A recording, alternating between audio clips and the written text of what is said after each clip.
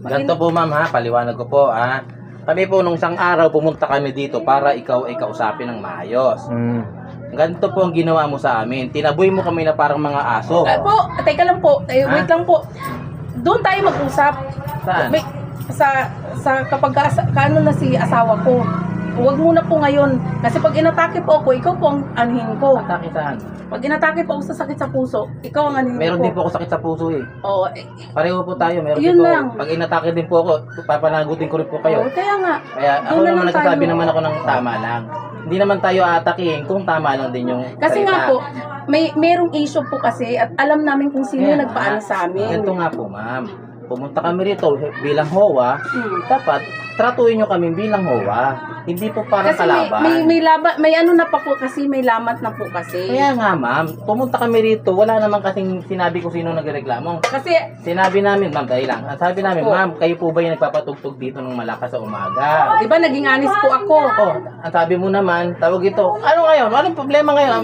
Wala kami karapatan. Mali yun. Malamanay lang po. Malapat, nagsasalita kami sa inyo Ayan po. ng maayos. Ang sabi namin, pwede po magpatugtog, basta mahina lang. Mm. Kasi unang-una po, ang kalaban ninyo, hindi lang po itong harapan. Pati po yung sa likod, nagreklamo na rin po. So, pwede naman po akong kausapin eh. Yun naman, kinausap namin Oh. kayo, kaso lang sinagsisigawan mo kami rito.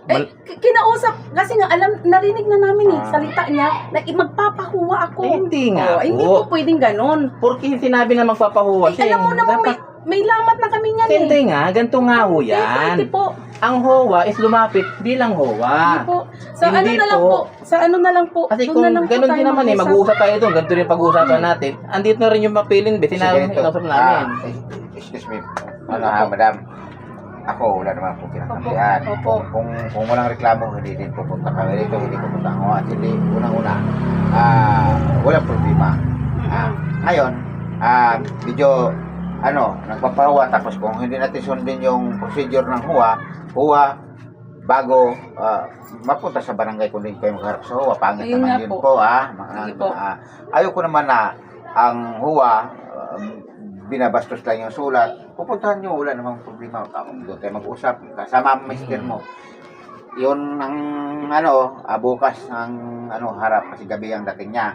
So Hindi po siya. pwede mamaya pong sabihan ko bukas ng maga. Oo. Pupunta po kami. So yun na lang po. Basta pag ikaw po yung Oo. namin, kasi Sige. naranasan lang po namin eh. Oo. So, ayoko naman din na, ang pag-usapan natin doon, yung kung tungkulan doon sa Sige po. saka yung, sabi ng mga taga-Pilinbase, itong mga admin at saka yung OSA, na sumunod sa kung ako, labas ako doon.